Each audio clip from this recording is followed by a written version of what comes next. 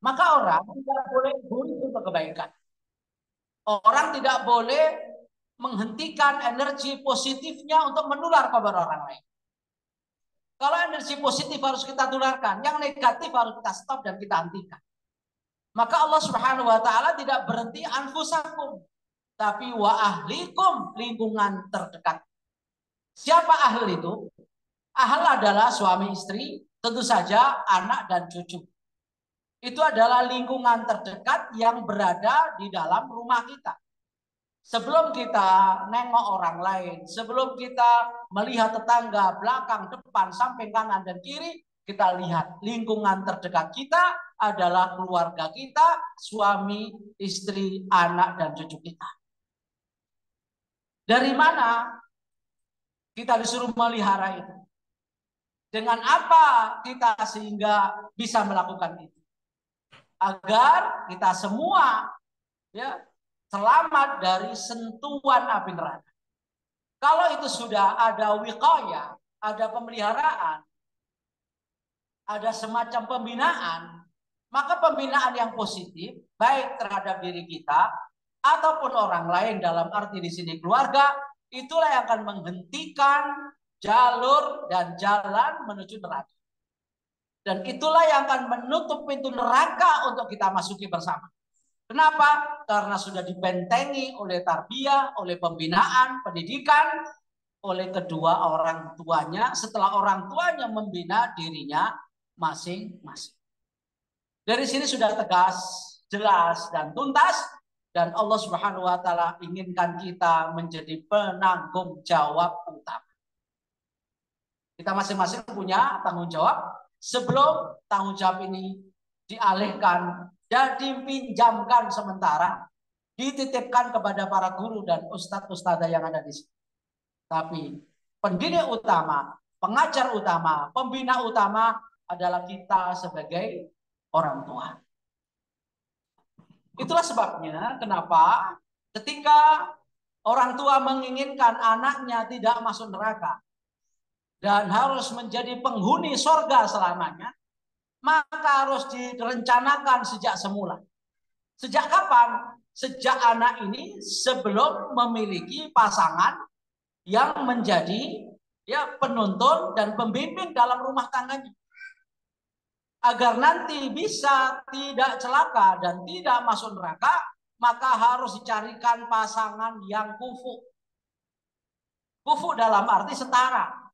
Setara bukan karena suku, bukan karena pangkat, bukan karena posisi dan dapat kursi, dan juga bukan karena investasi, tapi adalah akhlak ad-dini yang berbau religi. Itu yang diharapkan dari kita untuk menjadi landasan memasangkan dua orang yang tidak pernah kenal sebelumnya. Maka Rasulullah SAW anjurkan pendidikan itu sejak dimulai anak ini belum lahir. Agar tidak masuk neraka maka disiapkan sebelum anak ini terlahir menjadi anak. Dengan cara apa? Memilihkan calon bapak dan ibunya. Memilihkan calon murabi dan murabiahnya. Memilihkan calon pembimbing dan pembinanya yang saleh dan soleh.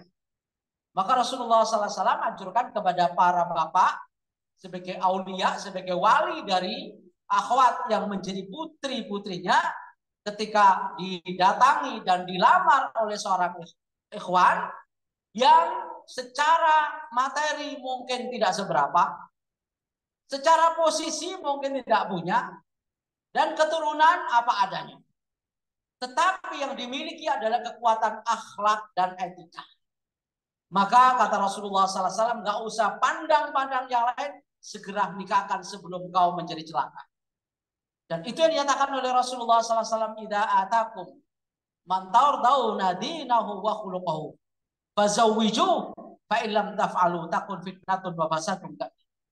Bila datang kepadamu seseorang yang melamarmu, melamar anak-anakmu, yang kau ridho, suka, senang orang datang melamar nih karena akhlak dan agamanya, walaupun pekerjaannya, pendapatannya belum tetap, walaupun belum tetap pendapatan tapi tetap berpendapatan, nggak tahu berapa pendapatannya, tapi itu tidak menjadi pertimbangan utama. Bila yang datang adalah santri-santri dari Hifdzil Quran, santriwan santriwati dari Hifdzil yang insya Allah dijamin kebaikan akhlak dan agamanya, lalu datang melamar anak dan putrimu, kata Rasulullah SAW, segera fazawwijuhu, nikahkan, segera nikahkan dia. Kalau pertimbangannya adalah agama dan tata krama, bukan karena harta, nasab, dan posisinya. Maka apabila itu tidak menjadi pertimbangan, bukan pertimbangan akhlak dan agama, dan kamu menikah karena harta, karena tahta, karena wajah dan muka yang sudah glowing, karena itu sudah disalonkan, maka ancamannya adalah takun fitnatun wa fasadun kabir. Itu akan menjadi fitnah dan bencana besar kalau pertimbangannya bukan agama dan akhlak. Karena agama dan akhlak inilah yang akan melahirkan generasi-generasi beretika, berakhlak mulia. Yang kadang-kadang sudah kita pasangkan yang baik saja belum tentu lahirnya baik. Apalagi pasangannya nggak baik, maka bisa jadi tambah nggak baik. Ini usaha yang harus kita rancang sebelum anak kita terlahir ke muka dunia ini. Yang kedua, Rasulullah SAW juga memberikan saran bahwa pertimbangan untuk menikahi perempuan adalah karena agama, bukan karena wajah, muka, tahta, harta. Tetapi adalah karena komitmen agamanya dan etikanya. Orang itu tidak diukur oleh kekayaannya, tidak diukur oleh posisinya, tidak diukur oleh banyak harta dan nasabnya, tetapi sampai seberapa komitmen agama dan etika. Karena itulah menjadi citra seorang muslim sejati. Dan itulah harga diri yang sesungguhnya. Orang tidak perlu menjadi kaya, orang tidak perlu menjadi punya jabatan tinggi, tidak perlu menjadi orang yang ganteng dan cantik. Kalau tidak beretika, orang pun tidak akan pernah menghargainya. Sekalipun mungkin wajahnya berharga, sekalipun pakaiannya berharga, mungkin nasabnya berharga, tapi dirinya nggak berharga karena tidak punya etika. Walaupun dia anaknya presiden, anaknya raja, anaknya khalifah, kalau nggak beretika juga nggak punya wibawa. Karena wibawa lah yang menjadikan orang itu berharga. Dari mana dia menjadi orang beretika?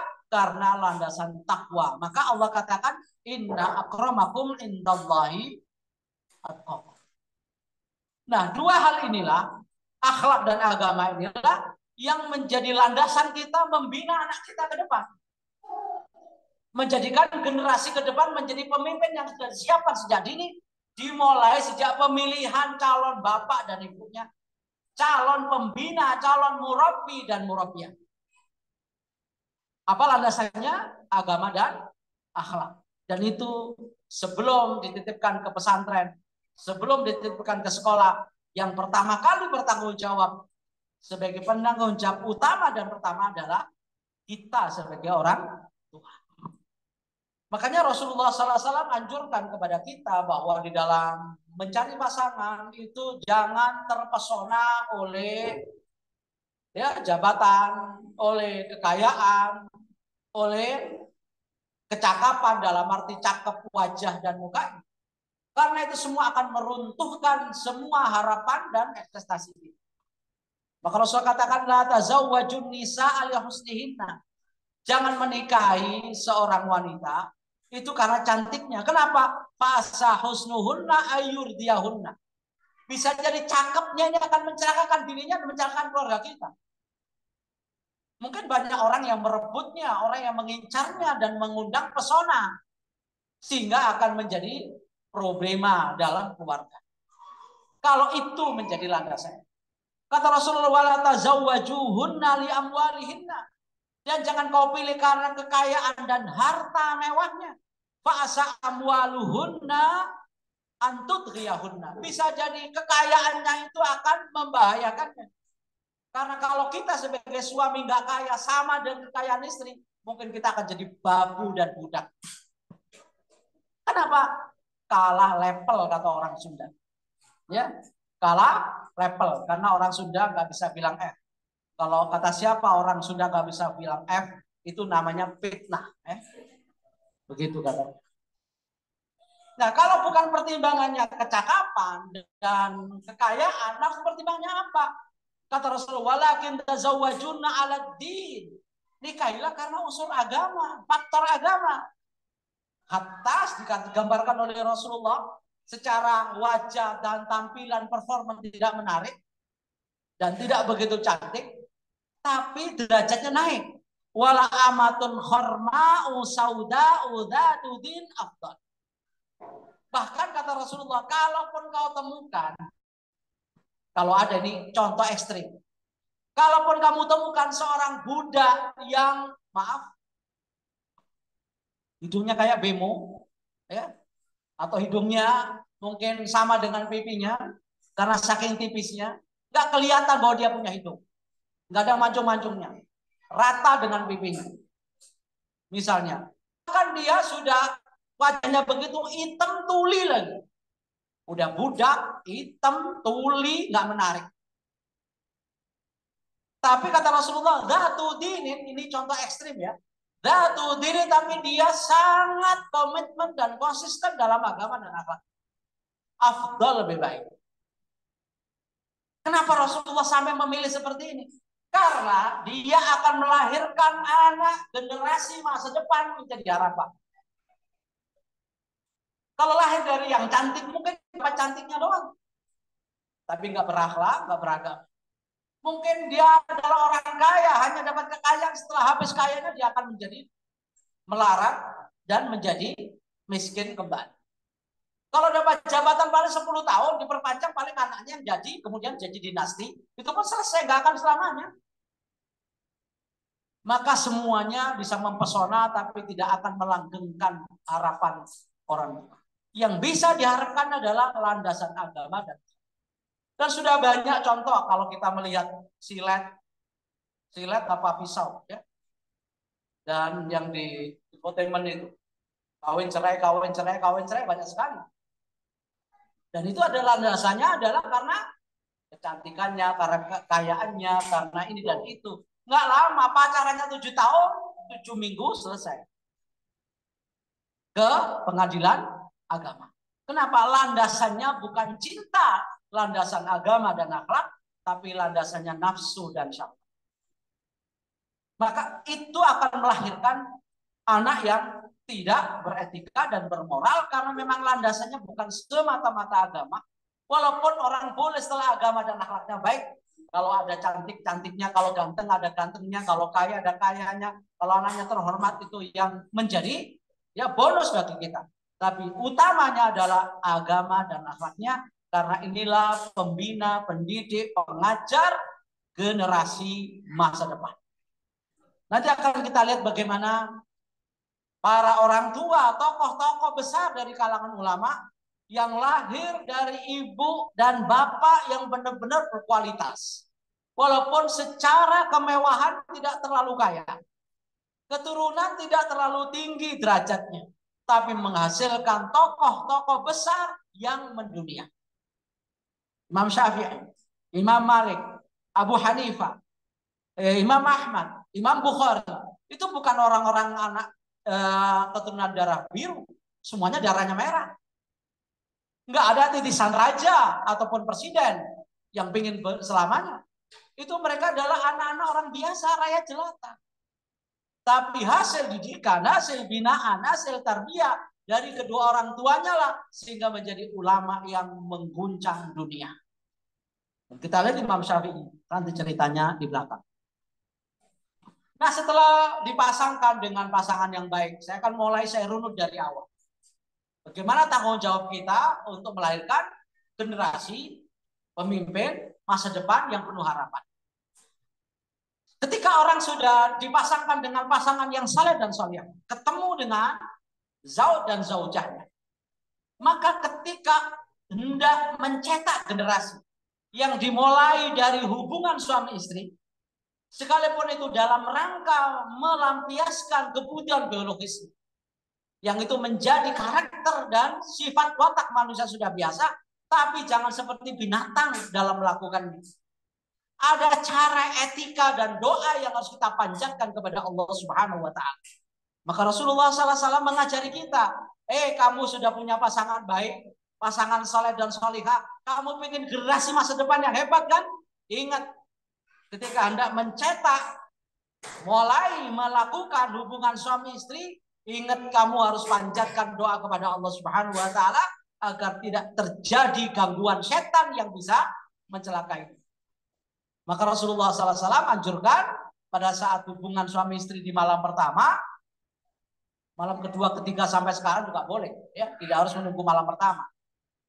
Mungkin Bapak Ibu sudah hafal ya. Allahumma jannibna syaitan wa jannibish syaitana ma razaqtana. Ajaran Rasulullah SAW coba kita lihat. Memang ketika orang sedang ngebetnya lama, begitu ketemu di ranjang, mungkin lupa doa, lupa zikir, langsung aja main sergap dan santap. Itu karena nafsu dan birahi. Tapi ingat bahwa Anda ingin mendidik generasi, tidak sekedar melampiaskan syahwat dan nafsu birahi. Maka ingat munajat kepada ilahi, Allahumma jannibna syaitana wa jannibish syaitana ma razaqtana. Ya Allah, jauhkan kami berdua ini, suami istri ini, dari gangguan setan. Biar setan gak ikut berkoalisi, berkontribusi, berpartisipasi dalam hubungan kami ini. Maka jauhkan setan sejauh-jauhnya dari lokasi kami. Usir itu setan, biar gak ngerecokin. Maka diminta agar setan gak mengganggu. Tetapi tidak sampai di situ. Karena setan itu juga bisa ikut nimbrung ketika kita melakukan hubungan suami istri. Setan itu bukan hanya ganggu ketika sholat. Ketika berhubungan badan pun juga setan ikut berkoalisi. Berkontribusi dan partisipasi mengganggu anak yang akan terlahirkan. Makanya di samping menjauhkan setan dari kita sebagai suami istri yang sedang berhubungan, wajannibish syaitana ma razaqtana, jauhkan juga setan dari anak yang akan engkau berikan rezeki kepada kami. Ya Allah, bukan hanya kami yang jauh dari setan, tapi anak-anak kami yang terlahir hasil hubungan kami ini pun juga jauhkan dari setan. Biar tidak kesetanan kalau dia lahir. Ya, biar tidak kesetanan kalau lahir. Sebab sejak saya ingin memproduksi, nah kita kan sedang memproduksi nih, generasi masa depan. Sudah dimulai dengan munajat kepada ilahi. Inilah cara kita menyiapkan generasi masa depan. Dan itu dilakukan oleh siapa? Bukan orang lain. Bukan guru, ustaz. Ya kita sebagai orang tua mendidik sebelum anak itu lahir. Membina belum terlahir ke muka bumi disiapkan sejak ini. Ini pendidikan usia dini sebelum dia lahir. Sehingga anak begitu lahir masih saja ya dianjurkan oleh Rasulullah SAW untuk diadani dan diiqomati. Memang ketika diproduksi sampai 9 bulan dalam kandungan dan rahim ibunya, begitu lahir belum tentu dia akan selamat dari godaan setan. Maka caranya bagaimana agar selamat ketika diproduksi ini sampai lahir tetap jauh dari setan? Diadani telinga kanannya dan diqomati telinga kirinya. Agar yang pertama kali terdengar suara oleh anak kita yang mengenal dunia ini adalah kalimat tauhid. Bukan kalimat-kalimat joget dan gemoy yang menarik orang ternyata juga bisa menang. Ini adalah cara bagaimana Rasulullah menyelamatkan generasi masa depan. Dengan apa? Dengan adzan telinga kanan dan iqomat telinga kiri. Agar setan lari terbirit-birit. Oleh karenanya Rasulullah pernah mengatakan bahwa setan itu apabila mendengar suara muadzin melantunkan adzan, maka dia akan lari terbirit-birit sambil kentut sekeras-kerasnya. Untuk apa kentutnya dikeraskan? Agar tidak terdengar suara adzan. Untung saja kita nggak dengar kentutnya. Kalau dengar mungkin kita pingsan karena baunya. Ya. Itu getaran apa? Makanya kalau ada orang males sholat, sudah mendengar adzan, mungkin kentutnya setan sudah masuk ke telinganya. Ya, jadi kalau ada orang mendengarkan adzan nggak datang ke masjid, itu mungkin mirip dengan setan. Setan itu kalau diadzani kabur, di komat itu juga kabur. Makanya kalau ingin mengusir setan, salah satunya kalau dari rumah kita, horor di rumah kita, banyak uka-uka dan dunia lain di dalamnya, adzani saja. Dan biasanya rumah yang seperti ini murah. Saya pernah pengalaman kontrak di rumah-rumah seperti ini murah banget. Karena tidak ada yang mau takut terhadap jinnya. Sudah bismillahirrahmanirrahim, saya ruqyah, selesai. Ya, dan bisa kontrak lama-lama itu. Karena tidak ada yang mau. Karena orang takut menghuni itu. Ya, dan kita insya Allah dengan setiap hari baca Quran, setiap hari ma'turat, setiap hari ruqyah, ya jauhlah dari godaan setan. Dan setan jauh dari adzan. Itulah sebabnya kenapa anak kita begitu lahir biar tidak digoda oleh setan, adzan di telinga kanan dan qomat di telinga kirinya. Lalu berikutnya adalah untuk memberikan jiwa pengorbanan kepada anak ini. Dianjurkan kalau sudah usia 7 hari, sudah masuk ke situ ya. Usia 7 hari anak ini diberikan satu kurban namanya akikah. Walaupun yang berkorban adalah kedua orang tuanya.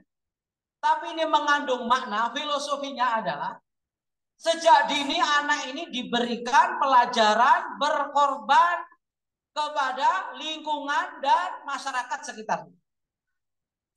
Walaupun yang mengeluarkan dan menyembelih kambing 1 ekor untuk anak wanita dan 2 ekor untuk anak pria, itu orang tuanya. Tapi dalam rangka apa? Dalam rangka mendidik anak kita biar berani berkorban dalam perjuangan hidup.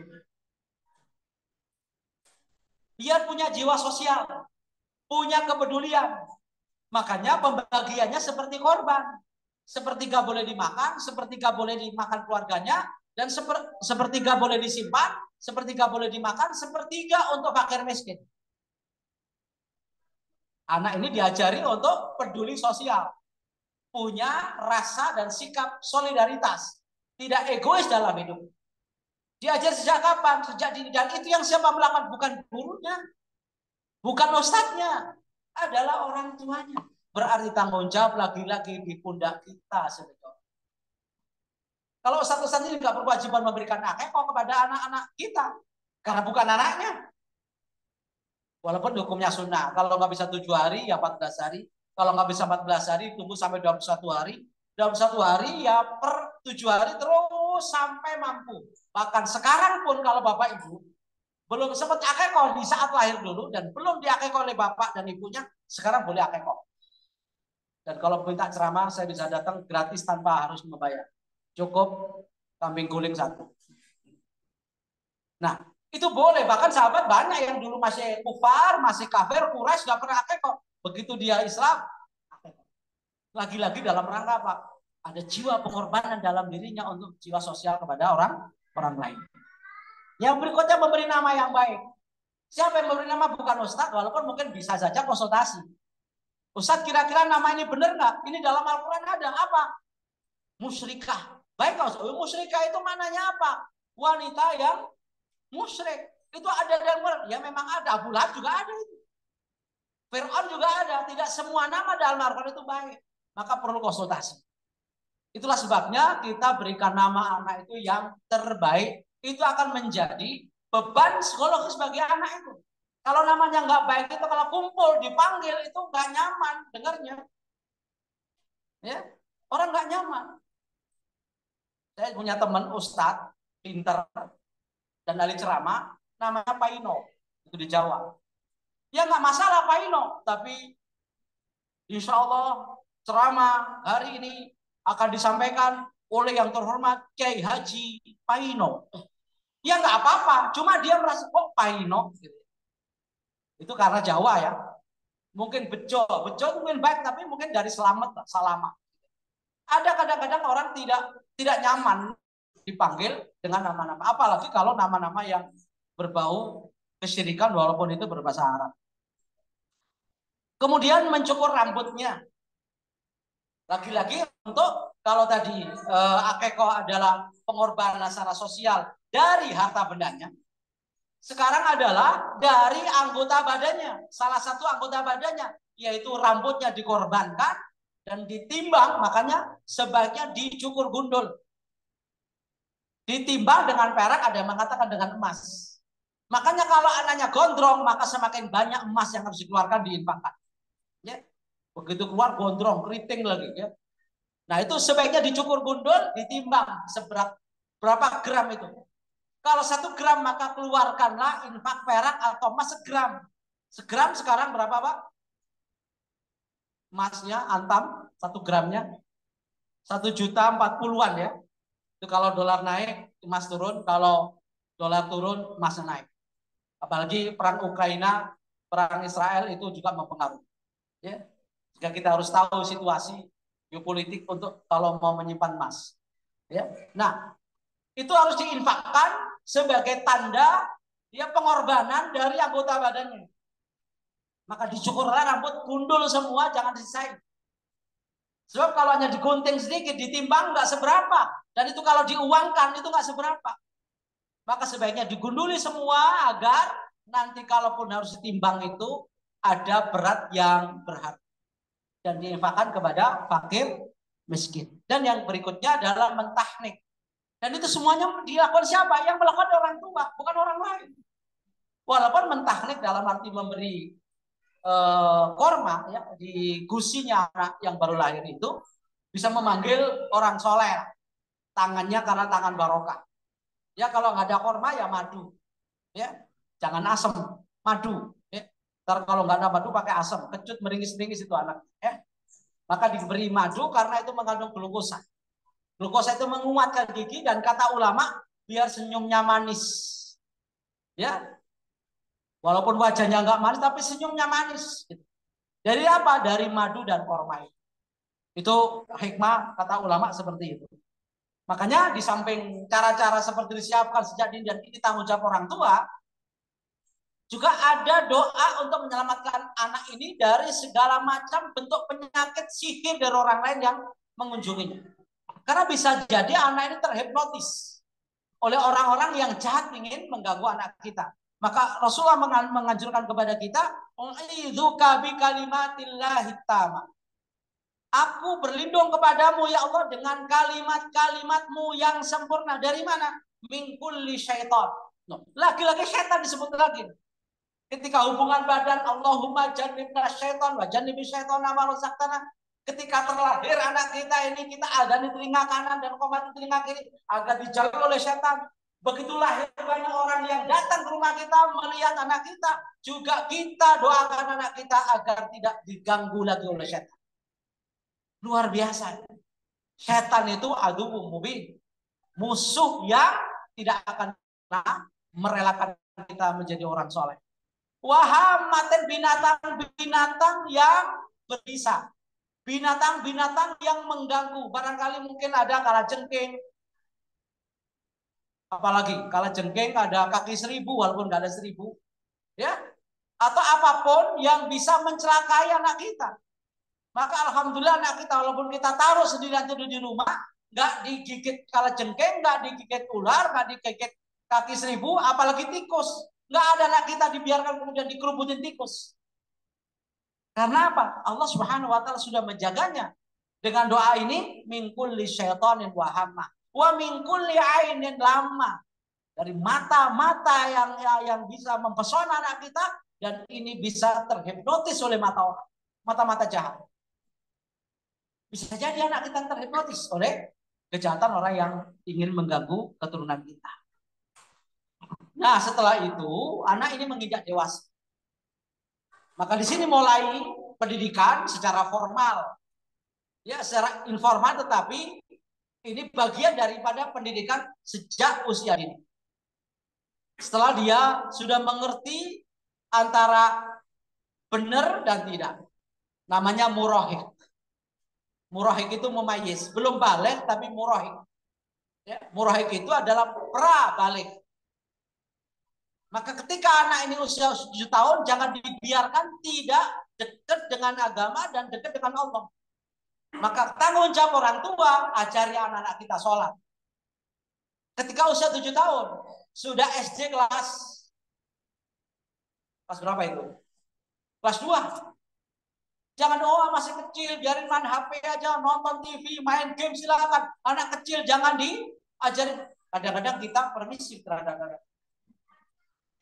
Ya diajaklah ke masjid, diajak ke musola, walaupun dia main dan mungkin bikin ribut dan gaduh, tapi anak kita perlu kita kenalkan dengan lingkungan orang-orang sholat.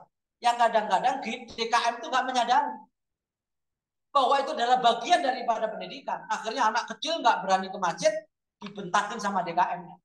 Lama-lama remaja juga nggak berani ke masjid, takut dibentakin ketika masih kecil juga. Akhirnya yang ada orang tua yang sudah umurnya hampir maghrib. Ya, maka wajar kalau masjid nggak ramai dengan anak muda.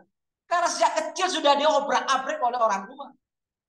Jadi mentalnya jatuh. Jangan nanti orang tua nanti mengusir kita. Ada tertanam dalam diri. Itulah yang kadang-kadang kita sesalkan. Sejak usia dini diajari salat muru auladakum bis sholati wa hum abna'u sab'ah. Ketika umur 7 tahun, ajari dia salat.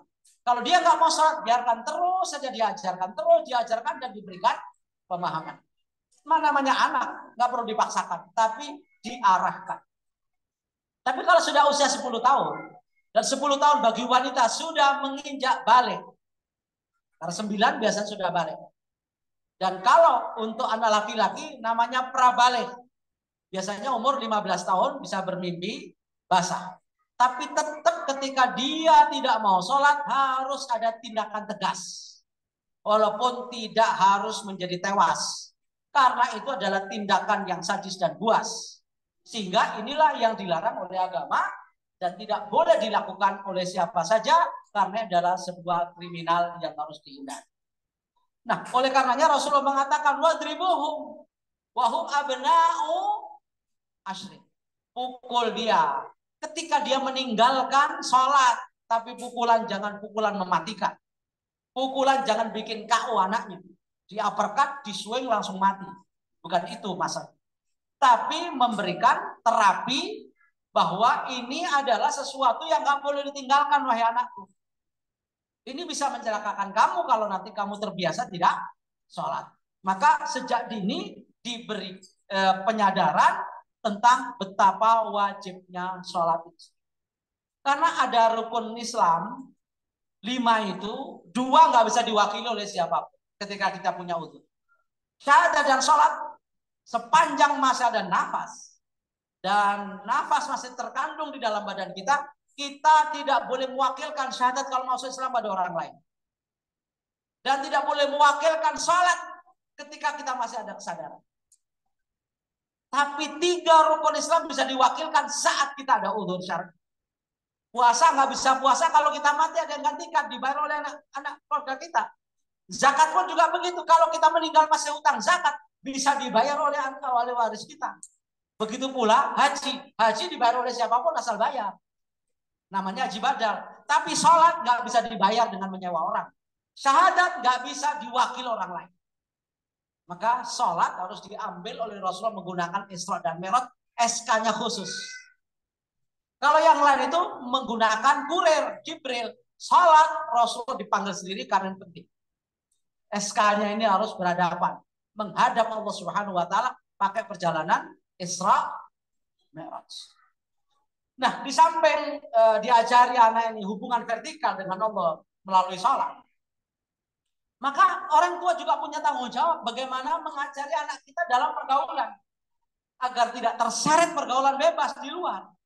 Maka sejak dini, ketika anak ini sudah usia 10 tahun harus dipisahkan ranjangnya dengan saudaranya yang lawan jenis.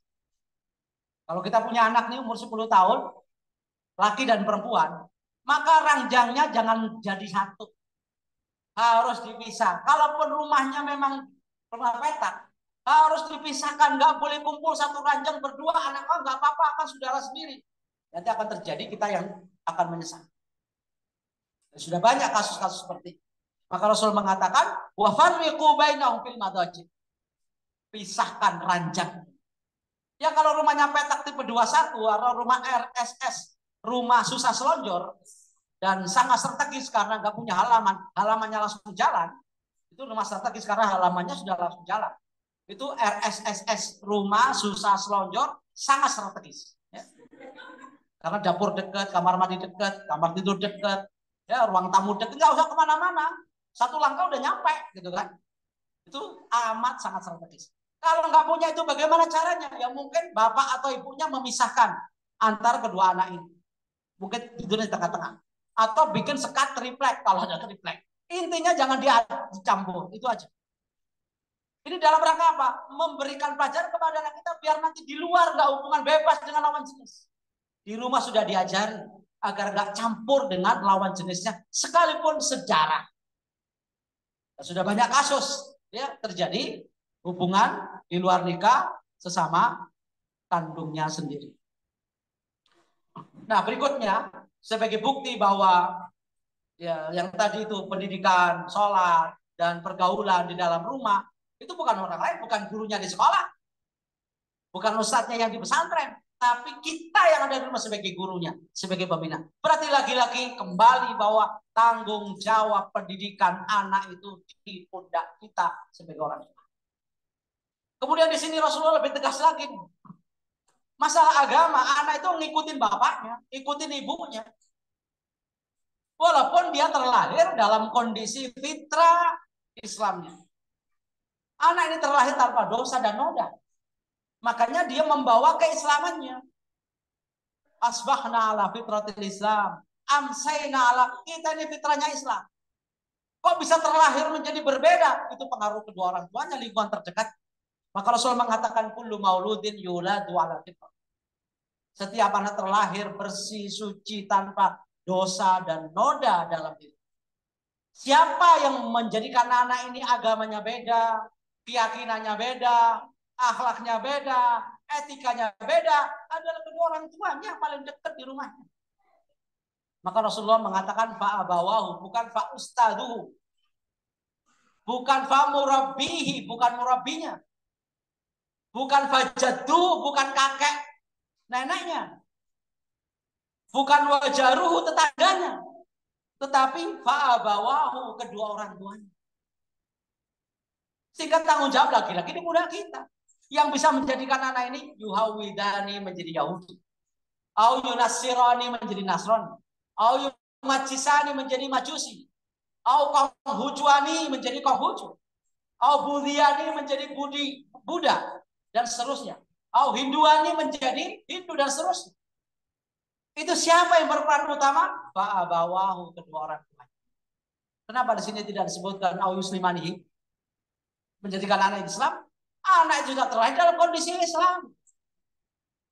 Tinggal kita merawat keislaman fitrah anak ini. Karena sudah menyatakan ikrar ketika sebelum terlahir ke muka bumi. Ketika ditanya oleh Allah Subhanahu wa taala, "Alastu birabbikum?" Semua jawab. Baik yang sekarang menjadi kafir maupun muslim, semua pernah jawab ikrar itu. Qalu bala. Itu pernyataan. Ikrar. Ya, yang disampaikan oleh setiap manusia sehingga mencetak anak bagaimana ke depan adalah tanggung jawab kita sebagai orang tua. Dan lebih tegas lagi disampaikan oleh Rasulullah SAW bahwa semua orang jadi pemimpin, semua orang jadi PJ, penanggung jawab. Lalu laki-laki sebagai suami punya tanggung jawab, perempuan sebagai istri, sebagai ibu punya tanggung jawab. Warrajulu, kata Rasulullah, ra'in bi ahli. Seorang laki-laki sebagai suami, kepala keluarga, ra'in sebagai pengembala. Ra'in itu asalnya pengembala. Tapi pengembala maksudnya adalah pemimpin. Pengembala fi ali, di dalam keluarganya. Berarti istri dan anak cucunya di situ di dalamnya. Wa huwa mas'ulun an ra'iyatihi, dan dia bertanggung jawab terhadap rakyatnya. Ra'iyah itu bahasa Arab. Ra'iyah, ra'iyatihi, rakyat. Ya. Kemudian wal mar'atu, istri. Mar'ah itu perempuan, dalam hal ini adalah istri atau ibu. Ra'iyatun menjadi penanggung jawab ala ahli baiti zaujiha, atas ya keluarga rumah suaminya. Berarti keluarga di dalam itu ketika suami nggak ada, istrilah menjadi penanggung jawab di rumah. Yang menjaga semua kehormatan di rumah adalah istri. Maka istri nggak boleh pergi tanpa izin suami. Nggak boleh keluyuran tanpa seizin suami. Karena dia menjadi penanggung jawab rumah suami ketika suami tidak ada di rumah. Hatta sepenting apapun, misalnya ada keluarga yang meninggal, seizin suami. Karena ketika seorang perempuan berada di tangan suami, tanggung jawab kehormatannya di tangan suami. Kalau sebelumnya di tangan orang tua, tapi surganya seorang istri ada di tangan suami. Surganya suami ada di tangan ibu. Dan seterusnya. Makanya harus menjadi penanggung jawab dalam rumah wa waladihi dan anaknya suami. Walaupun itu dari lahir juga dia melahirkan anak istrinya.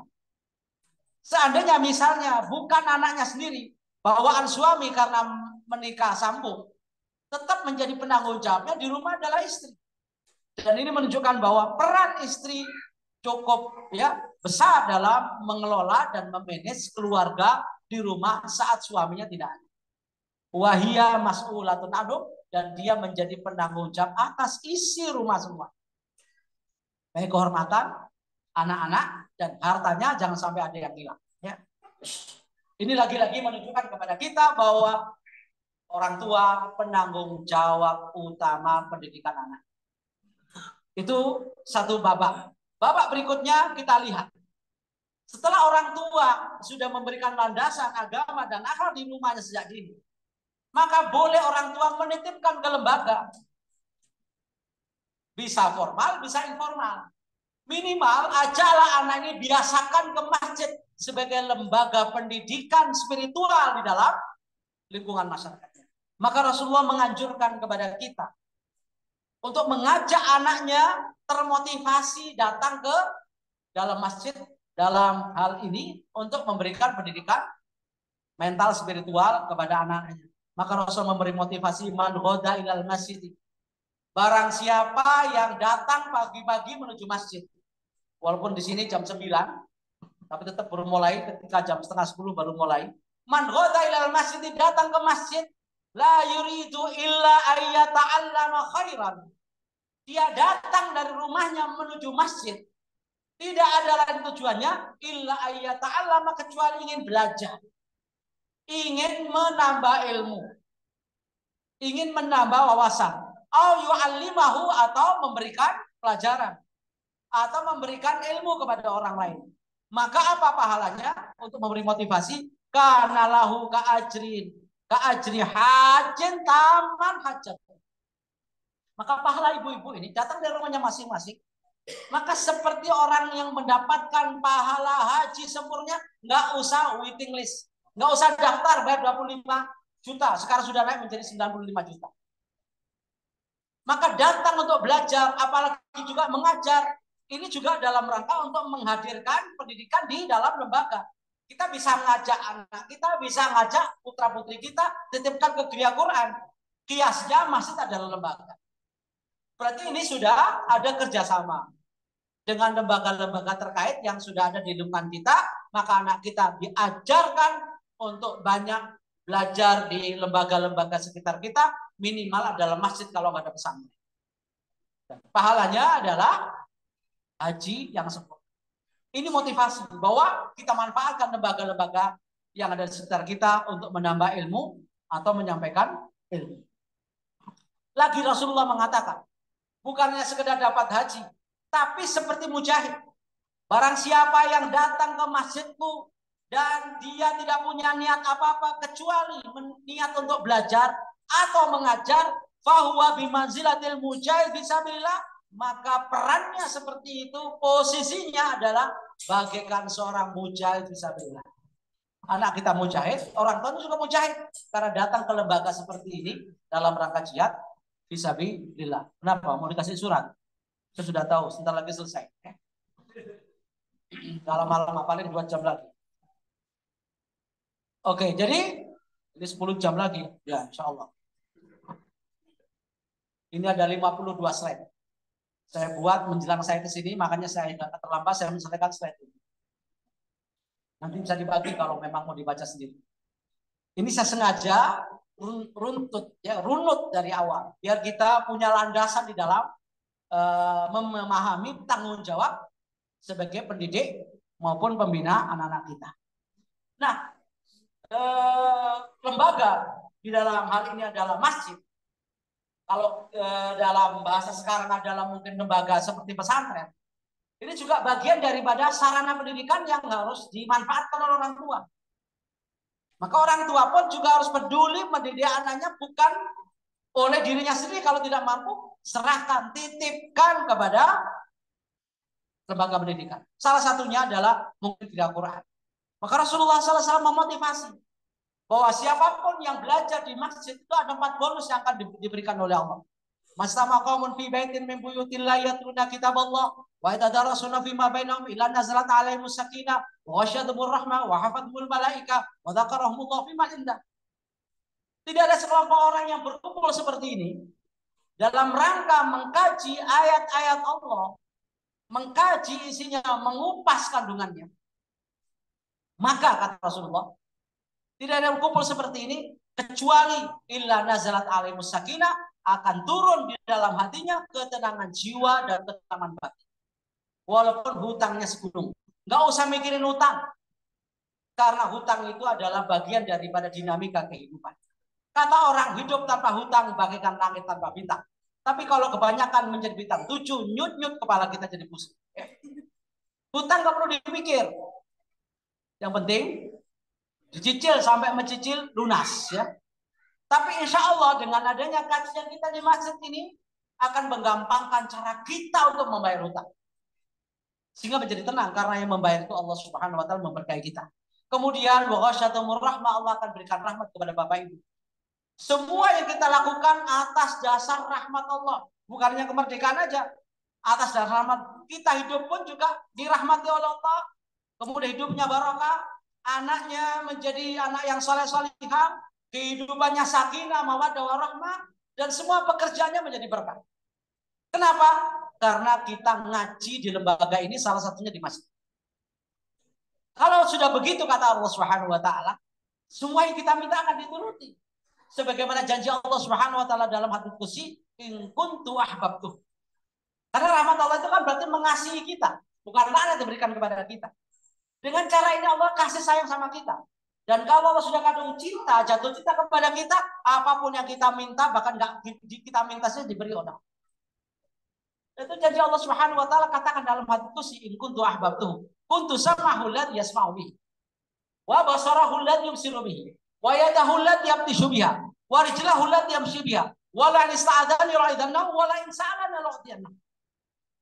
Kata Allah, kalau aku sudah cintai hambaku, sudah sayangi hambaku dengan ngaji di lembaga Gria Quran, dan kita apalagi dalam masjid, maka aku akan jaga telinganya, jaga matanya, jaga tangannya, jaga kakinya, sehingga tidak mendapatkan malapetaka dan bencana, dan hanya mendapatkan sesuatu yang positif baginya di dunia sampai akhirat.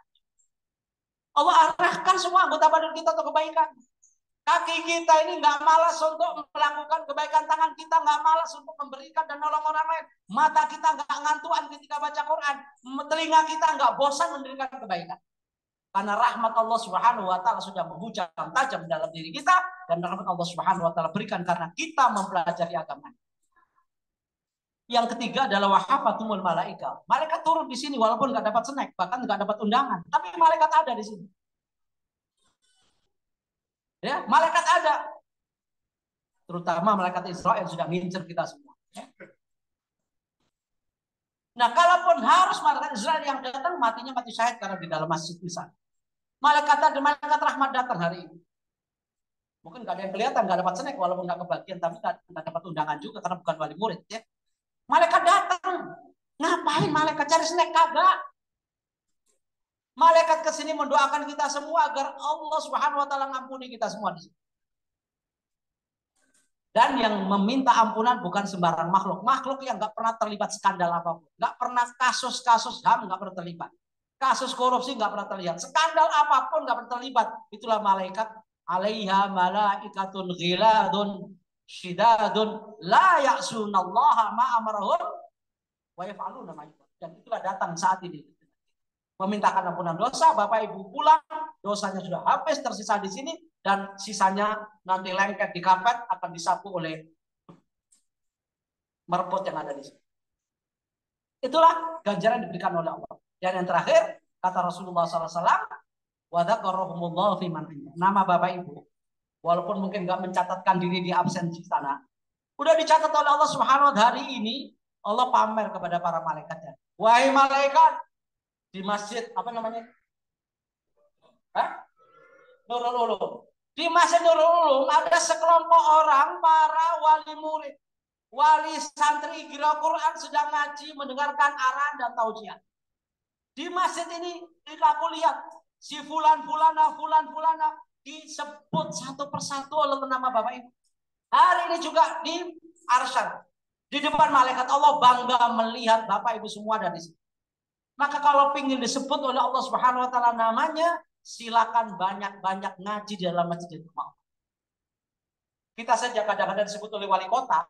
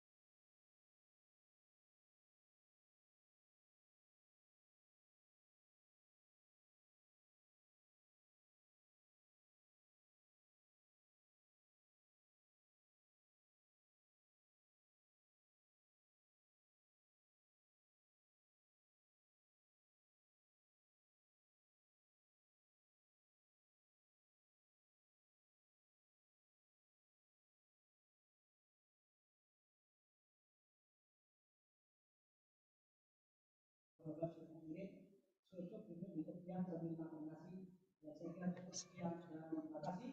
Wassalamualaikum warahmatullahi wabarakatuh.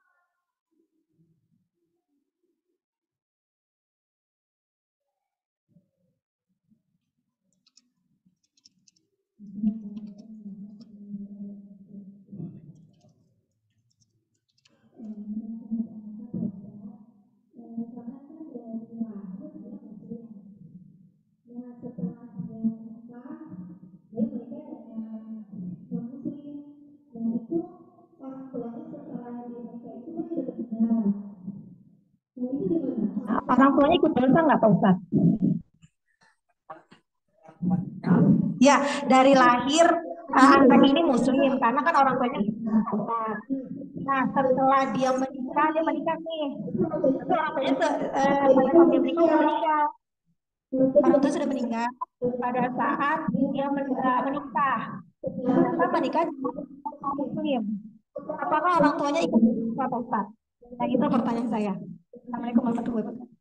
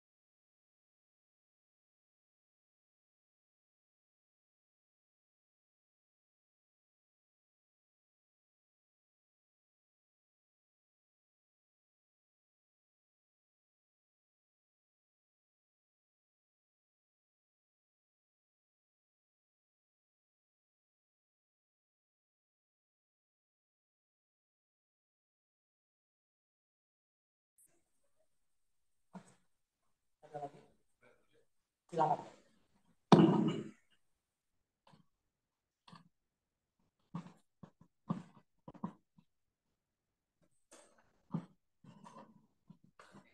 Assalamualaikum warahmatullahi wabarakatuh.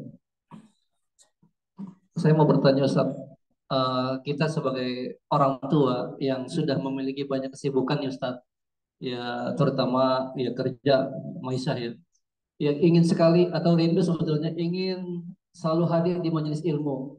Tapi apa boleh dikata gitu waktunya sudah tidak apa namanya, kalau belum pagi sudah kerja, kalau maghrib atau Aisyah sudah lelah gitu. Nah itu gimana solusinya Ustaz?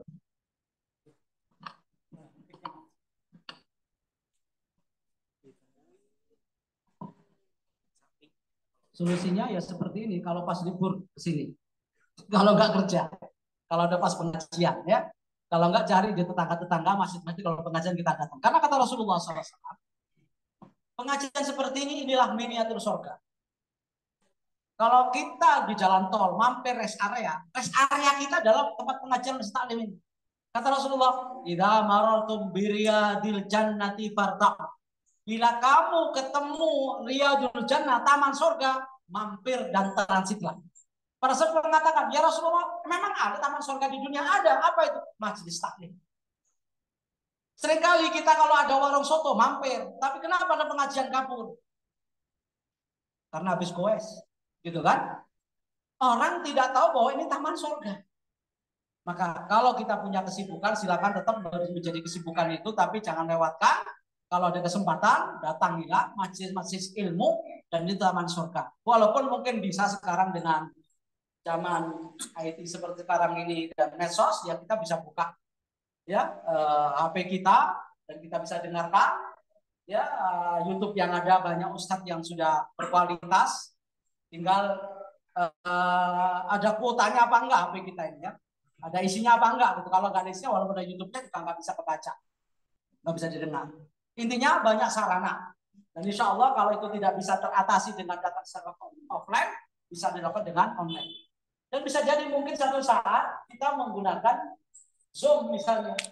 Atau kalau tidak bisa mengikuti langsung, ini kan masuk YouTube, bisa diputar ulang. Ini cara mungkin barangkali untuk mengatasi dan mengantisipasi yang tidak bisa secara fisik datang, sudah ada YouTube-nya, nanti bisa dipelajari kalau memang masih berminat. Dan insya Allah pahalanya walaupun tidak sama-sama banget, minimal mirip-mirip lah, gitu ya. Karena yang datang nggak datang itu beda, gitu ya. Yang datang dari setiap roda yang berputar itu, ya roda depan menggilas dosa, roda belakang mengais pahala. Kalau pakai ya mobil, maka dua roda depan menggilas dosa, dua roda belakang mengais pahala. Kalau pakai tronton lebih banyak lagi. Apalagi pakai odong-odong itu lebih banyak. Itu beda dengan orang yang di depan rumah dan di kasurnya sambil melihat YouTube, itu beda. Walaupun mungkin ilmu dapatnya sama, tapi rohnya berbeda. Ini bisa, Bapak Ibu nggak usah datang. Dan saya di rumah, Bapak Ibu di rumah kan, nggak usah datang ke sini. Bedanya nggak dapat snack, gitu aja. Itu beda tipisnya kan. Mungkin ilmunya sama, nggak usah saya datang, rekaman aja juga bisa. Tapi rohnya itu beda. Atau mungkin Bapak Ibu pernah merasakan tuh, anak-anak kita dulu zaman COVID. Zaman COVID dulu, kan main Zoom semua kan itu. Mainnya main internet semua. Itu juga yang semua Bapak Ibu kan kadang-kadang. Ketika belajar di rumah, capeknya luar biasa. Suruh ngerjain matematika, kimia, fisika. Bapakmu itu dulu dapat 5, sekarang suruh ngajar. Ya, jongkok gitu kan, susah. Nah itu. Nah, kita rasakan tuh bagaimana mendidik anak kita sendiri nggak mampu. Maka kalau memang ada waktu, ya seperti ini, Sabtu atau Ahad, disempatkan. Ya, karena ini taman sorga yang ditanam oleh Allah Subhanahu Wa Taala di dunia. Walaupun bisa diatasi dengan Zoom, dengan video, dengan YouTube, itu bisa dalam rangka mengatasi, dan itu dalam rangka memperkecil risiko kita tidak mendapatkan pahala dan ilmu kalau memang secara fisik kita tidak. Insya Allah pahalanya mirip walaupun tidak sama. Serupa tapi tak sama. Allah alam bisawab. Ada lagi?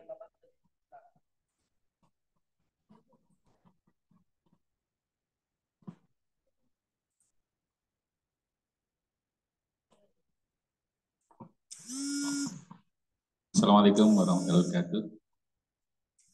Terima kasih waktunya, Ustaz. Izin tadi Ustaz sampaikan surganya istri ada di suami, kemudian surganya suami ada di ibunya, begitu ya. Boleh Ustaz mohon diberikan penjelasan untuk surganya suami ada di ibu, gitu ya. Sementara kalau sekarang kan udah jauh dari orang tua, bagaimana bisa meraih surga dari ibu.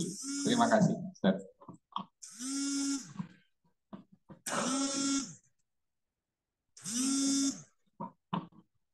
Jadi ketika orang itu sudah bersuami istri, tanggung jawabnya sudah berbeda. Ketika istri menjadi istri kita sebagai suami, maka ketika dia pergi dari rumah nggak perlu izin orang tuanya yang di kampung sana.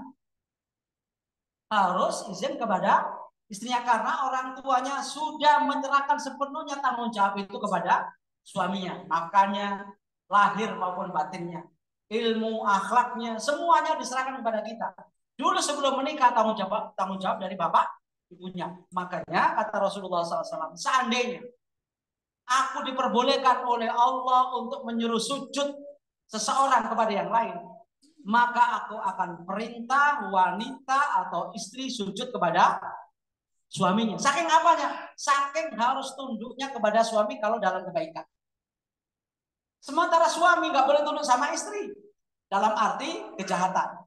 Tapi kalau diberikan saran oleh istri yang baik, ya harus mau. Jangan ngeyel. Saya mentang-mentang, kamu nggak boleh nyuruh saya. Ya dulu apa yang dikatakan. Undur makola walatan dur makola. Lihatlah apa yang dibicarakan, jangan kau lihat siapa yang berbicara. Isi dan substansi itu walaupun istri menjadi tanggung jawab kita, tapi kalau ada istri memberikan saran baik, kita dengar baik-baik. Tidak mentang-mentang menjadi penanggung jawab rumah tangga, apa-apa kamu nggak boleh ngomong apa-apa, semua aku yang ngatur. Tidak harus begitu, harus ada kerjasama. Oleh sebab itu, seorang suami ketika punya istri, istri nggak boleh menghalangi seorang suami berbakti kepada orang tuanya. Kadang-kadang nih, maaf ya, ibu ini ketemu bapaknya atau ketemu suaminya kan sudah sukses, sudah dewasa, sudah tinggal ngambil panennya istilahnya. Sementara ibunya yang melahirkannya, yang menyusuinya, yang ngopeninya, yang melayaninya, yang semua, yang sengsara-sengsara dulu ibunya. Begitu gede kita yang mengambilnya dan kita ingin meraih seluruhnya, jangan hiraukan ibumu. Kau sekarang milikku. Nggak boleh seperti itu. Maka biarkan suami berbakti kepada orang tua. Yang kadang-kadang seringkali terjadi, kalau memberikan kepada ibunya, itu diselidiki. Ngasih apa kamu sama ibumu? Apa yang kau berikan? Kamu pulang kampung, apa saja yang dibawa? Jangan-jangan ember juga dibawa untuk ibumu, gitu ya. Ember kok hilang? Ya sudah ke kampung, gitu ya. Kalaupun diberikan nggak apa-apa, ember doang. Kecuali isinya miliaran embernya itu. Nah, itu menunjukkan bahwa istri nggak boleh menghalang-halangi seorang suami berbakti kepada orang tuanya kalau dia masih hidup. Dan banyak cara yang bisa kita lakukan. Minimal doa dari sini. Rabbi firli warhamni dan seterusnya itu ya. Rabbi firli warhamhuma kama rabbayani shaghira dan seterusnya. Itu minimalis. Ya kalau misalnya nggak bisa datang, ya melalui WA, melalui telepon, melalui ya medsos dan segala macam. Kalau ibunya agak gaptek begitu ya. Diajak WA-WA, diajak TikTokan kalau mungkin bisa TikTok. Nah itu bisa cara-cara bisa ditempuh. Sering-sering memberikan sesuatu ya setiap bulan ngasih sesuatu hadiah kepada ibu. Karena dulu ibu tiap hari memberi hadiah kepada kita. Kalau sudah tidak ada, tinggal mendoakannya. Dan yang kedua adalah memperbaiki hubungan dengan keluarga ibunya dan kerabat-kerabatnya. Dan berikanlah sedekah atas nama ibunya. Maaf saya, ini takut dinikmah ya. Saya mendapatkan warisan dari ibu saya tanah di Salatiga, karena ibu saya asli Salatiga, bapak saya asalnya Bangil Pasuruan. Ibu saya itu punya kakek tuan tanah. Tanahnya sekampung itu memang orang dulu kan tinggal patok-patok aja. Semua anaknya dan cucunya dapat kebagian tanah. Ibu saya mendapatkan tanah, salah satunya diberikan kepada anak-anaknya semua, anak saya, anak ibu saya 5, semuanya dapat. Saya kebagian 1.500. Kemudian karena di pinggir jalan, dulu ada untuk pom, mau macam-macam itu, semuanya gagal semua. Saya tanemin macam-macam, pohon apapun gagal. Berarti mungkin nggak diridhoi oleh Allah Subhanahu Wa Taala, nggak diridhoi oleh orang tua saya. Maka saya infakkan, saya wakafkan untuk masjid dan pesantren. Dan sekarang berdirilah masjid dan pesantren di tempat itu, ya, dalam waktu sekejap banyak bantuan yang memberikan kepada masjid dan pesantren itu. Dan apa dampaknya? Ini tahzus bin nikmah. Begitu saya wakafkan tanah itu, saya tak terduga, saya butuh apa aja itu datang, mobil datang, rumah datang, sampai segitunya, Pak. Saya nggak tunjukkan rumah saya di mana, jangan, ya. Paranin. Mobil itu saya mimpi dari dulu. Tapi ketika mimpi itu gak ketemu, setelah saya wakaf itu ketemu, Pak. Saya dulu mimpi punya Innova Reborn, Pak. Mimpi dalam mimpi. Kapan? Saya kalau mimpi sesuatu, saya pantengin itu barang. Saya pantengin. Kapan ya Allah kau pindahkan barang kepada saya? Saya pantengin terus, ya Allah. Kalau kau memang goni, kaya, berikan itu kepada saya. Dan caranya bagaimana? Wakafkan sebagian harta dan itu datang secara tiba-tiba. Min haitsu la yahtasib. Ternyata ada orang nawarin dengan harga murah, Ustaz, ini orang dulu sadar karena saya. Ya preman, pemabuk, udah sholat nggak pernah. Begitu sadar ingat saya, Ustaz saya punya mobil nih. Mobil apa? Innova Reborn. Ini mimpi saya kemarin.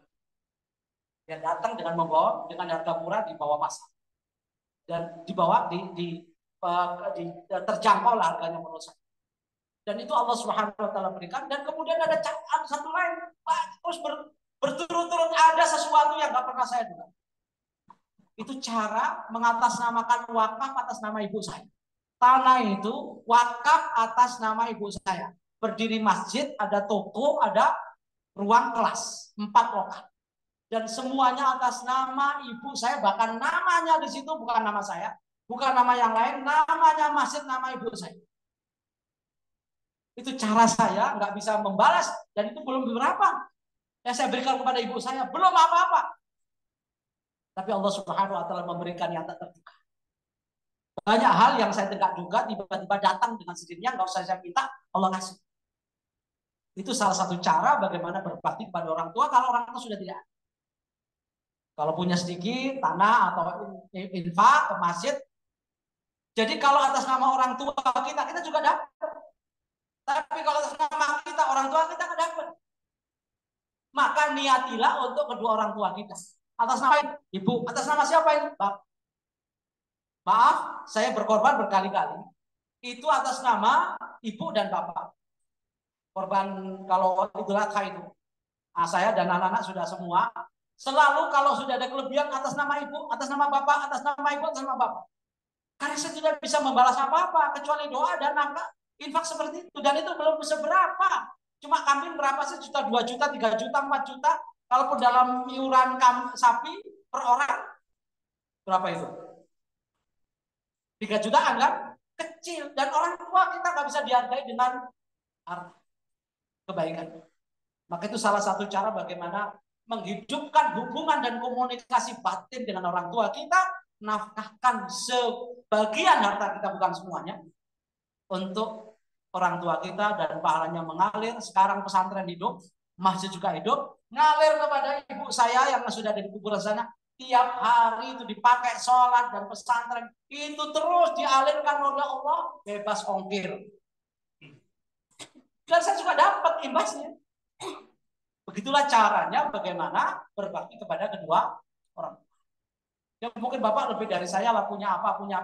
Kalau mau dinafkahkan, kalau diinfakkan, diwakafkan, jangan lupa atas nama kedua orang tua, kita pun dapat getahnya, getah yang baik, dapat dampak positifnya, dapat luberannya, karena kita yang memberikan itu atas nama kedua orang. Tapi kalau atas nama kita, orang tua ada. Itu salah satu cara yang mungkin bisa kita lakukan saat orang tua sudah tidak. Bahkan kalau masih ada pun juga bisa. Ya, nggak masalah. Itu Pak, kira-kira wallahu a'lam. Ini bukan sombong tapi tahatut binikmah ya. Saya rasakan sendiri, nggak bicara sesuatu yang fiktif tapi saya alami. Dan alhamdulillah semua yang saya minta, yang saya mimpikan datang sendiri Pak. Bukan semuanya, apa ya kok seperti ini? Kok dulu enggak ya gitu ya. Setelah itu terus naik terus. Diajak orang umroh, diajak orang luar negeri, terus Pak. Nggak berhenti sampai hari ini saya besok Ramadan diundang lagi ke Korea. Itu kalau bukan nggak bisa Pak. Ya, ya saya mau ikut lihat drakor di sana. Ya.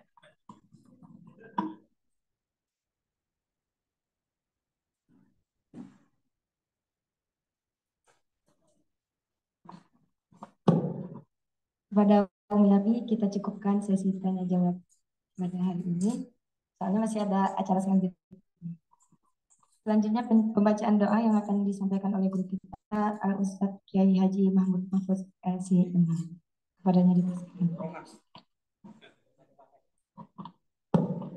Bismillahirrahmanirrahim. Allahumma shalli ala sayyidina Muhammad wa sahabati Rasulullah alhamdulillahi rabbil alamin. Allahumma ighfir lil muslimina wal muslimat wal mu'minina wal mu'minat al ahya'i minhum wal amwat. Wa ya sami'un qaribun mujibud da'wat wa ya qadiyal hajat wa ya kafil muhimmat bi rahmatika arhamar rahimin. اللهم اعز الاسلام والمسلمين واهلك الكفره والمبتدعه والمشركين اللهم شدد شملهم وفرج جمعهم وزلزل اقدامهم برحمتك يا ارحم الراحمين اللهم انصر من نصر الدين واخذل من خذل المسلمين اللهم انصر اخواننا المجاهدين في فلسطين اللهم ثبت قلوبهم وايد اقدامهم وزلزل اعداءهم برحمتك يا ارحم الراحمين اللهم يا منزل الكتاب ومجري السحاب ويا سريع الحساب وهازم الاحزاب اهزمهم وانصرنا عليهم برحمتك يا ارحم الراحمين اللهم لا تسلط علينا بذنوبنا من لا يرحمنا ولا يخافك فينا اللهم اجعل بلدتنا اندونيسيا هذه بلدة طيبة وربا غفورا اللهم ربنا لا تزغ قلوبنا بعد إذ هديتنا وهب لنا من لدنك رحمة إنك أنت الوهاب اللهم ربنا هب لنا من أزواجنا وذرياتنا قرة أعين واجعلنا للمتقين إماما واجعلنا للمتقين إماما واجعلنا للمتقين إماما اللهم رب اغفر لنا ولوالدينا وارحمهم كما ربونا صغارا اللهم رب اغفر لنا ولوالدينا وارحمهم كما ربونا صغارا اللهم اغفر لنا ولوالدينا وارحمهم كما ربونا صغارا اللهم إنا نسألك علما نافعا ورزقا واسعا والشفاء من كل داء وسقم اللهم نعوذ بك من جهد البلاء ودرك الشقاء وسوء القضاء وشماتة الأعداء اللهم اجعل أبناءنا وأولادنا وبناتنا صالحين صالحات قانتين قانتات مجاهدين مجاهدات ناجحين ناجحات فائزين فائزات برحمتك يا أرحم الراحمين اللهم ربنا هب لنا من أزواجنا وذرياتنا قرة أعين واجعلنا للمتقين إماما اللهم إنا نسألك حسن الخاتمة ونعوذ بك من سوء الخاتمة اللهم ربنا آتنا في الدنيا حسنة وفي الآخرة حسنة وقنا عذاب النار وقنا عذاب النار وقنا عذاب النار وادخلنا الجنة مع الأبرار يا عزيز يا غفار يا كريم يا ستار حرم هذه الوجوه جميعا من النار برحمتك يا ارحم الراحمين سبحان ربك رب العزة عما يصفون والسلام على المرسلين والحمد لله رب العالمين الفاتحة.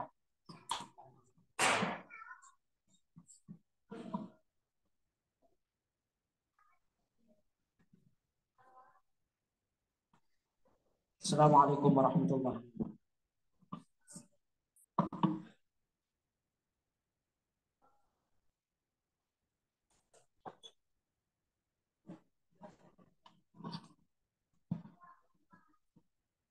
Alhamdulillah telah sama-sama kita dengarkan taujihat dan irsyadat oleh guru kita. Semoga apa yang beliau sampaikan menjadi ilmu yang bermanfaat, bisa kita amalkan di kehidupan sehari-hari. Acara selanjutnya adalah pengumuman dan diskusi bersama yang akan dipimpin oleh Ustadz Zahid. Kepada Ustadz Zahid kami persilahkan.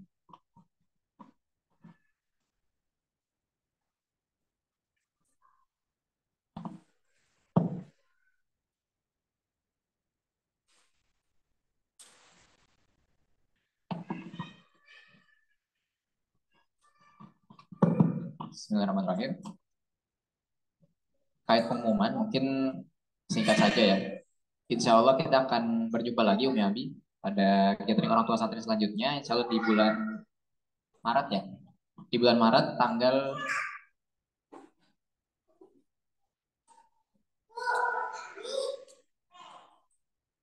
30. Insya Allah itu sudah bulan Ramadan. Jadi sekaligus dengan penjemputan bagi santri-santri yang pulang untuk libur Lebaran seperti itu. Sekalian kita akan ada buka puasa bersama.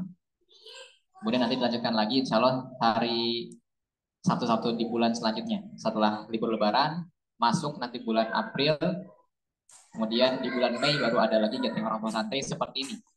Bagi yang wali santri akhwat, ketika penyembuhan yang akhwat, ketika wali santri ikhwan buat wali santri yang ikhwan di saat penyemukan santri yang ikhwan. Boleh lanjut.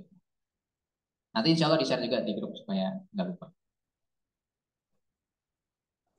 Selanjutnya ada informasi terkait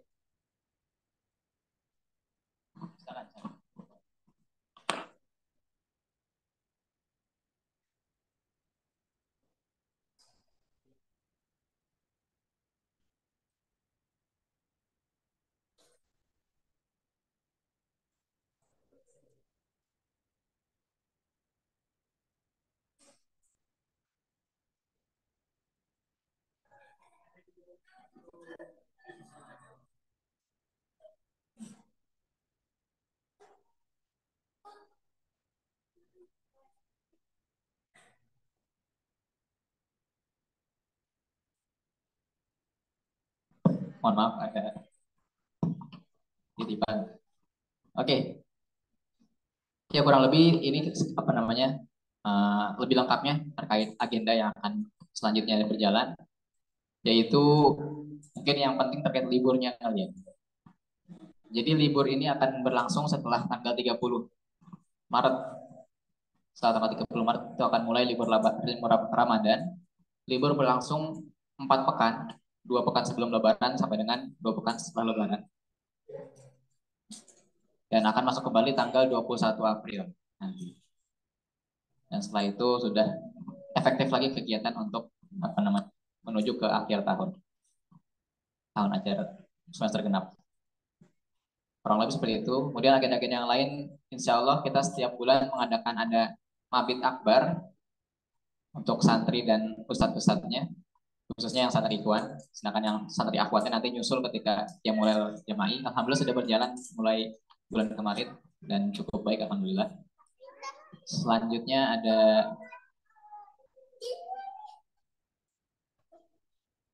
di bulan Mei, Juni, Juli, yaitu ada tadi ya bulan Mei ada gathering orang tua santri 2 kali untuk ikhwan sekali dan akhwat sekali orang tuanya. Kemudian insya Allah akan ada ujian HTBA di bulan Juni. HT itu halaqah tarbiyah, BA itu bahasa Arab. Jadi Juni itu sudah mulai apa namanya pekan-pekan ujian. Kalau tahfiz sudah tidak ada ujian ya. Jadi tahfiz itu ujiannya pergantian juz buat anak-anak. Kemudian acara wisuda nih untuk wali santri angkatan 9. Insya Allah wisuda akan dijalankan di tanggal 30 Juni. Itu hari Ahad. Ya mudah-mudahan dimudahkan semuanya bisa apa namanya nggak ada halangan untuk bisa hadir. Ya, selanjutnya kurang lebih seperti itu. Idul Adha di sini ya. Idul Adha nanti kita jalankan di pesantren. Kemudian setelah Idul Adha nanti liburnya tanggal 22 untuk dijemput santri-santri untuk apa namanya libur pergantian tahun akan 9 persiapan untuk boleh lanjut. Kemudian ini kami mengingatkan kembali bahwa alhamdulillah pada mulai tahun ini sudah bisa buka untuk program tahun keempat sampai dengan tahun ke-6. Ini bagi santri-santri yang ingin melanjutkan programnya di Gria Quran, insya Allah sebenarnya ini sudah disebarkan juga di dalam grup. Itu ada apa namanya gambar-gambar programnya, kemudian untuk biayanya memang nggak diskonnya. Terkait programnya, kurang lebih seperti yang sudah disampaikan juga bahwa sekolah formal bisa melanjutkan di ST SMA bagi yang SMP. Bagi yang SMA berarti belum bisa ya, karena yang ada hanya apa namanya ST untuk sekolah. Tapi kalau yang kuliah kayaknya agak berat kalau misalkan sambil kuliah sambil pesantren. Yang ada, seandainya ada yang mau kuliah, mungkin mengambil program ini nggak full 3 tahun. Itu bisa juga. Jadi bisa diambil hanya setahun atau 2 tahun. Ketika nanti selesai setahun atau 2 tahun, nanti bisa diambil ijazahnya. Ijazahnya ini nanti sesuai dengan pencapaiannya, seperti itu. Boleh lanjut, ini terkait sekolah formal. Ya, terkait program tahfiz. Jadi, sebagaimana kita ketahui bahwa anak-anak ini memang ada targetnya. Ada targetnya itu untuk menyelesaikan setoran dan juga tasmi 30 juz. Tapi kembali lagi setiap anak memiliki kemampuan yang berbeda-beda. Sehingga ada beberapa anak mungkin nanti ketika wisuda yang belum selesai tasminya 30 juz. Bahkan ada juga mungkin yang belum selesai setorannya 30 juz. Nah, dengan kendala tersebut mungkin lanjutkan nanti di tahun keempat dan seterusnya untuk bisa mencapai targetnya yang belum tersampaikan tadi. Kemudian selain tahfiz Quran, kita juga akan menunjang kegiatan anak-anak ini untuk apa namanya pemahaman terkait Al-Qur'annya dengan program menghafal hadis Umdatul Ahkam dan juga hadis Arba'in. Kemudian kita juga mempersiapkan juga anak-anak supaya ketika lulus dari dia Quran mereka juga punya kompetensi untuk bisa mengalirkan ilmunya. Jadi anak-anak yang sudah selesai 3 tahun di tahun keempat sampai dengan keenam itu juga kita akan programkan mereka juga untuk menjadi asisten dari musrif-musrifahnya sehingga mereka juga punya pengalaman untuk bisa mengajar kepada anak-anak didik seperti itu.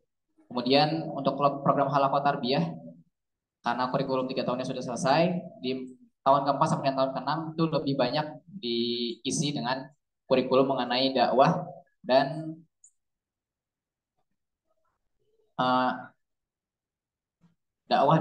pengantar-pengantar hadis ya, seperti itu dan pengantar ulumul Quran.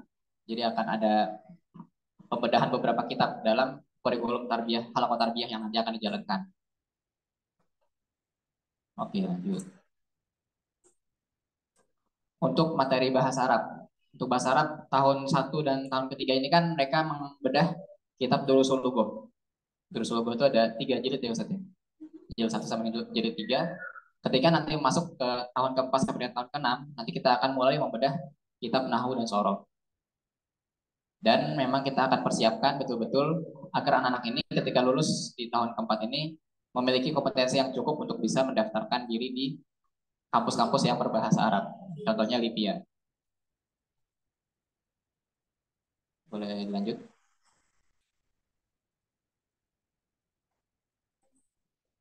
Tadi sudah ya, sekolah terbuka. Tinggal melanjutkan jenjangnya. Kemudian untuk program pesantren. Untuk program pesantren ini kan sudah berjalan 3 tahun. Harapannya di tahun ke-4 sampai dengan tahun ke-6, mereka sudah bisa menjadi senior yang nanti akan membantu ustaz-ustazahnya untuk mendampingi anak-anak yang masih junior di bawahnya seperti itu. Artinya bisa menjadi asisten bagi asatizah dalam hal ini wali asrama. Kemudian juga kita akan membekali mereka dengan fikih yang nanti akan diterapkan ketika mereka membersamai masyarakat, yaitu fikih untuk menjadi imam dan juga fikih dakwah. Seperti itu. Boleh lanjut? Ya, poin pentingnya seperti yang tadi saya sampaikan bahwa santri boleh memilih antara mau lulus dalam waktu 1, 2, atau 3 tahun di penambahan tahun ini. Dikarenakan bisa saja nanti lulus 1 tahun, tapi ijazah itu nanti akan sesuai dengan progres yang sudah didapatkan. Baik dari hafalannya, baik dari program hadisnya, dan juga progres-progres program-program yang lain yang ditetapkan untuk program tahun ajar keempat sampai dengan tahun ke-6.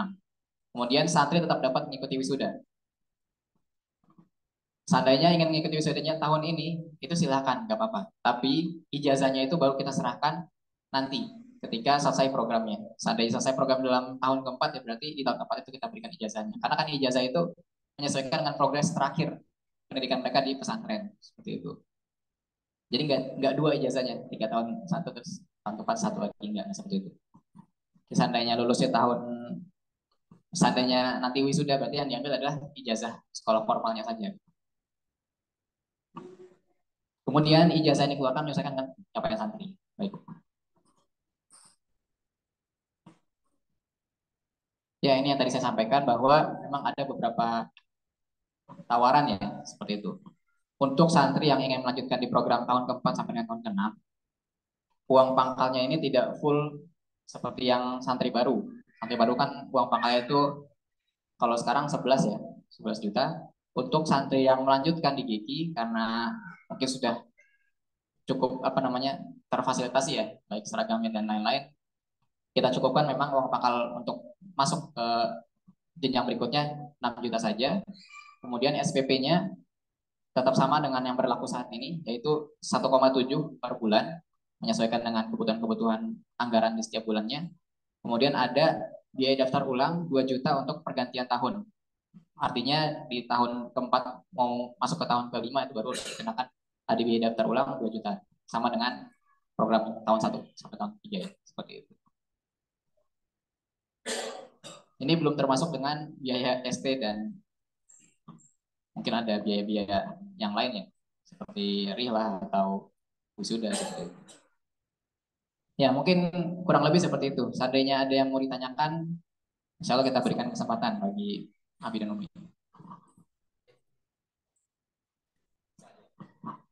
Ada yang mau ditanyakan? Abi, Umi? Kalau cukup, nggak masalah, kita lanjutkan. Tapi cukup jelas ya? Insya Allah. Jadi ini awalnya memang kita ditanyain terus sama beberapa wali santri. Saat ada nggak programnya gitu untuk yang mau lanjutnya anak saya nggak tahu masuk mana lagi gitu kan. Dulu saya jawab ya belum ada gitu kan, karena kita belum siapkan kurikulumnya. Akhirnya ketika kita diskusi dengan yayasan, ya sudah coba disiapkan saja ya. Yang ada program-program yang bisa dilanjutkan seperti itu. Ya alhamdulillah kita coba susun dan insya Allah kita pastikan siap insya Allah di tahun ini.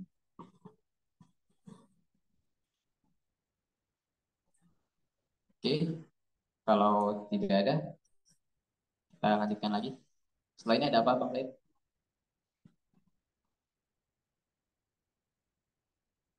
Tutup ya. Berarti udah selesai nih. Ya mungkin sambil berjalan apa namanya diskusi kegiatan ini. Oh ya boleh. Silakan Ustaz. Untuk penambahan berarti kan ada penambahan santri ini ya. Kalau yang sudah berjalan kan tetap berjalan Ustaz ya. Nah, untuk penambahan misalkan yang lanjut ke tahun keempat atau tahun kelima berarti kan ada ini ya, tempat baru ya Ustaz ya.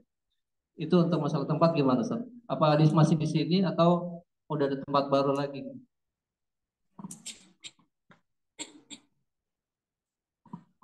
Ya, soal tempat, jadi tempat ini akan sama dengan santri yang lain. Hanya mungkin nanti dipisahkan kamarnya ya, dan dipisahkan mungkin kelompok halaqah Qur'annya.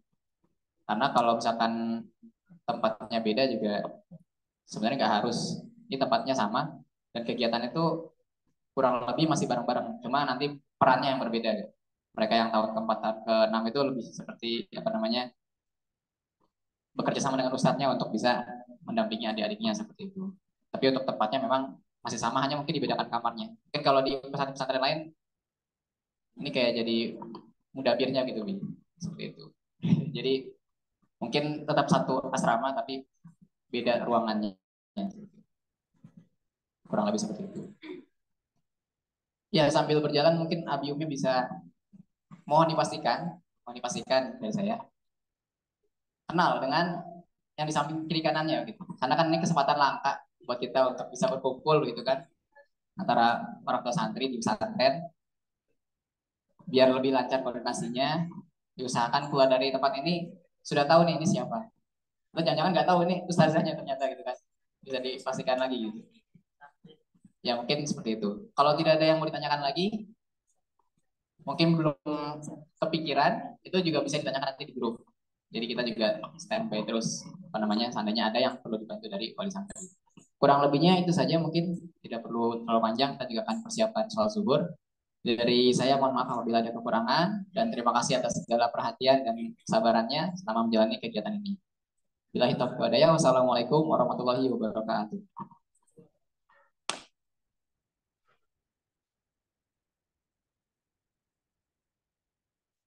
Syukran kepada Ustadz Razif. Acara selanjutnya penutup. Alhamdulillah telah selesai acara Ghost Meeting kita pada kali ini. Terima kasih kepada Umi Abi yang berkenan hadir pada hari ini. Semoga kita bisa bertemu di acara Ghost Meeting selanjutnya. Kami selaku pembawa acara mohon maaf jika ada salah kata karena yang benar datangnya dari Allah dan yang salah datangnya dari kami sendiri. Assalamualaikum warahmatullahi wabarakatuh.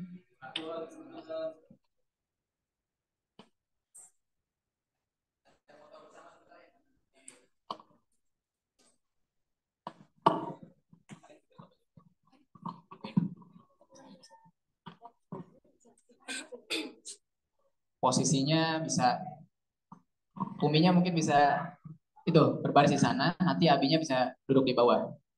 Mesti agak jauh.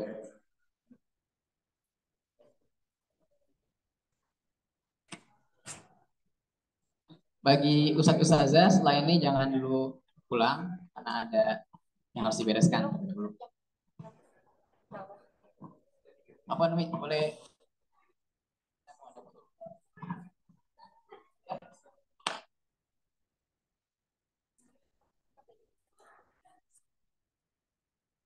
ini ya di belakang, nanti bapak-bapaknya duduk di depan. Jangan kabur dulu.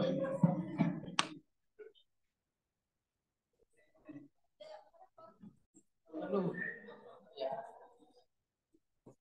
Ke depan ya.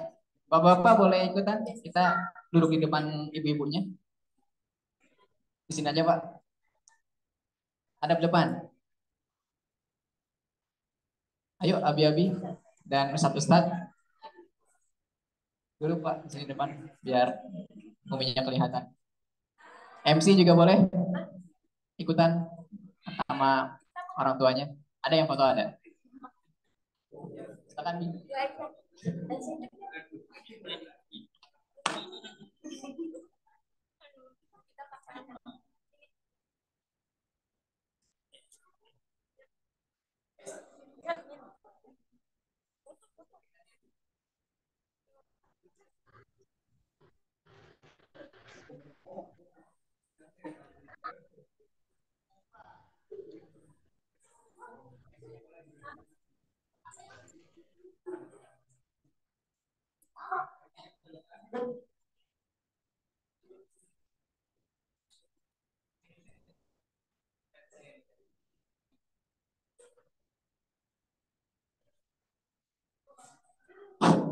Tes tes. Oke, kita foto dulu ya biar aku dapat semua kameranya. Oke, gaya formal dulu. 3, 2, 1. Oke, cakep. Sekarang tangannya diangkat, couple. Iya, boleh. Halo, Pak. Iya. Ini ya, Pak.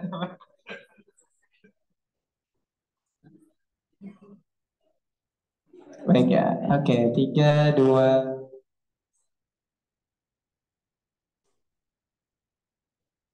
Terakhir kita ini ya, Bapak Ibu. Jadi videonya kalau nanti Ustadz Rozim bilang PT Kigri Al-Quran, sama-sama kita bilang meniti amal menuju surga, Allahu Akbar. Kayak gitu ya. Oke, sip. Bisa kita latihan dulu yang pertama mungkin. Boleh, Ustadz Rozim? Mau? Harus saya ini ya.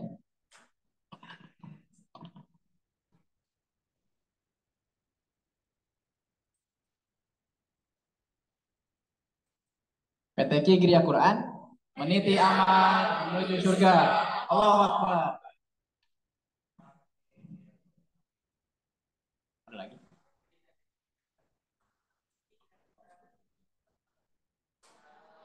Oh, ada gerakannya.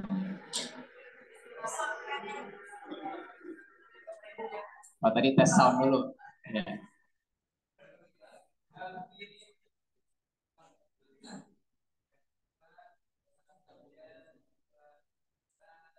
PTQ Geria Quran, menit amal menuju surga. Allahumma. Baik, terima kasih Umi kita. Halal bihalal dulu.